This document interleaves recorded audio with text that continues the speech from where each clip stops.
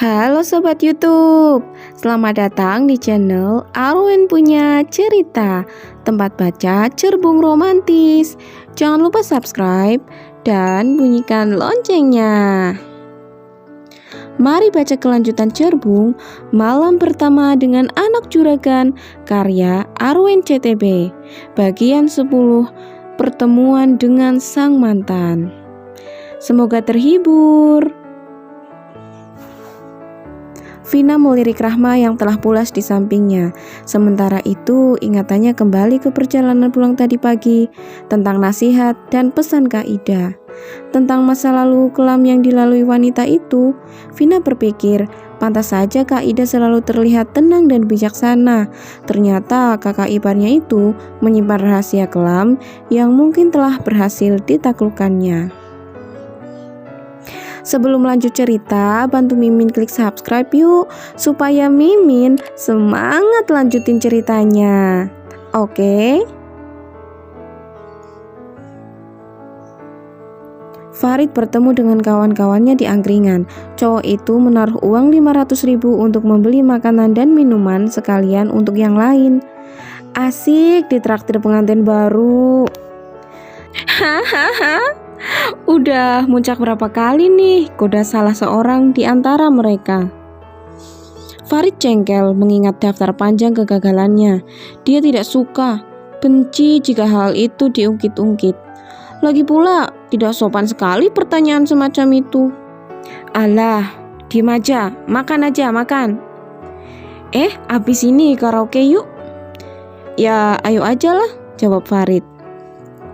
Setelah puas makan, mereka menuju salah satu karaoke terbesar di kabupaten. Setelah selesai booking, mereka masuk bersama-sama. Belum lama ada di dalam, Farid teringat Vina. Hatinya merasa sedih telah memperlakukan istri dengan buruk, apalagi ditambah kebohongan. Dia tidak bisa bersenang-senang di atas rasa bersalah sehingga lekas Farid keluar untuk menghirup udara malam. Udara yang terkadang misterius, kadang melenakan. Ketika sedang asyik menikmati kesendirian, tiba-tiba Farid mendengar sesuatu yang aneh. Seperti suara rintihan wanita, semakin menajamkan pendengaran, makin jelas pula terdengar bahwa ada suara langkah yang terseret, gesekan antara sepatu dengan permukaan tanah berpasir. Ayo sayang, pulang ke rumahku. Aku gak mau, please, lepasin. Halah, cewek murahan aja. Tolong lepasin, aku mau pulang. Aku udah gak tahan sayang, aku mau kamu, kata lelaki itu sambil meraba paha si wanita. Farid telah tiba di dekat mereka dan tiba-tiba dia menjadi jengkel dengan kelakuan kaumnya yang merendahkan wanita. Farid merasa jijik. Lepaskan wanita itu, bentak Farid. Siapa kamu? So jadi pahlawan, mau membela wanita murahan? Tantang pria berotot itu. Remang cahaya penerangan di samping gedung menampilkan sosok lelaki bertubuh besar yang tidak akan bisa Farid kalahkan. Tetapi nyali suami Vina tiada menciut sama sekali. Kebencian terhadap penindasan yang baru terjadi di depan matanya membuat keberaniannya tak terbendung. Farid mendekat dan bersiap untuk menyerang. Tinggalkan wanita itu sekarang, perintahnya dengan nada yang tenang namun mengintimidasi. Mas Farid, maaf mas, laki-laki itu tiba-tiba hilang nyali melihat lawan bicaranya. Dia segera melarikan diri, meninggalkan wanita bertubuh seksi yang wajahnya ditutupi jaket. Kamu gak apa-apa? Mas Farid, loh Belinda, kamu kerja di sini? Aku baru 2 minggu mas, aku terpaksa. Belinda mulai menangis. Farid tak menyangka akan bertemu dengan cinta pertamanya saat ini dalam situasi yang sama sekali tak menguntungkan keduanya. Dia juga terkejut mengetahui bahwa Belinda bekerja sebagai pemandu lagu. Ya udah, yuk antar pulang. Iya mas, aku ambil motor dulu.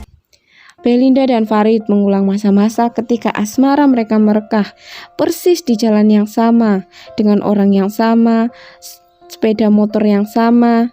Bedanya saat ini ada angin malam yang berhembus. Belinda merasakan sesuatu yang indah, kenangan yang diputar kembali, kebaikan hati mantan kekasih yang tak berubah, dan tubuh yang ia rindukan. Belinda memeluk tubuh itu, pahanya yang kedinginan merapat ke badan Farid.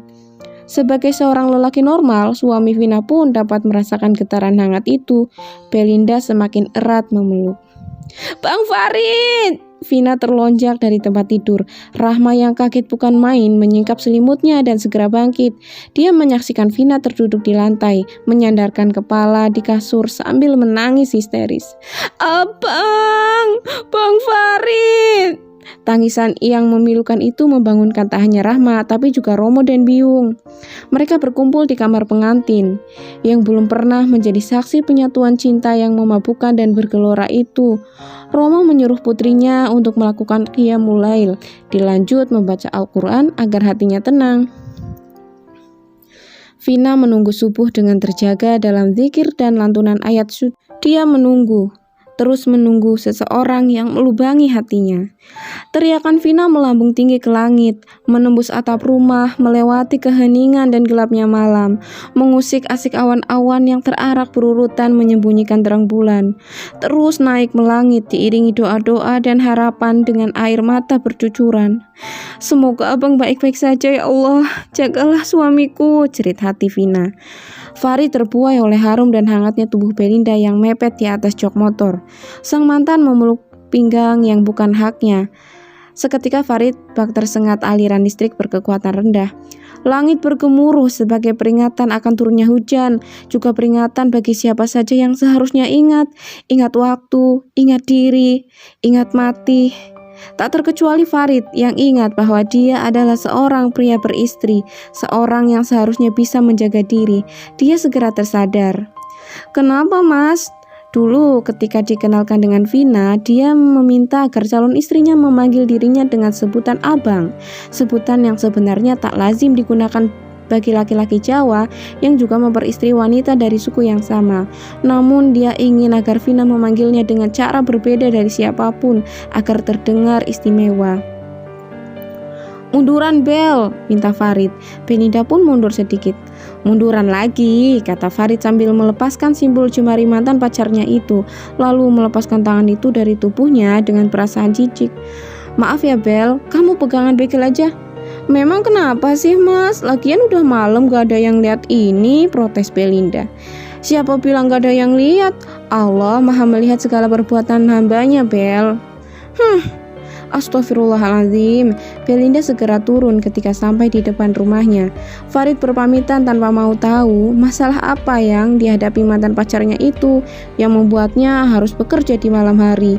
Bagi Farid itu bukan lagi menjadi urusannya. Sesegera mungkin dia pergi dari sana, meninggalkan Belinda sebagai masa lalu dan menutup semua kenangan tentang Belinda. Semoga. Gak berasa ceritanya udah bersambung lagi ya Sobat YouTube. Simak terus kelanjutannya. Tinggalin komen yuk dan subscribe supaya Mimin semangat uploadnya. Sampai jumpa.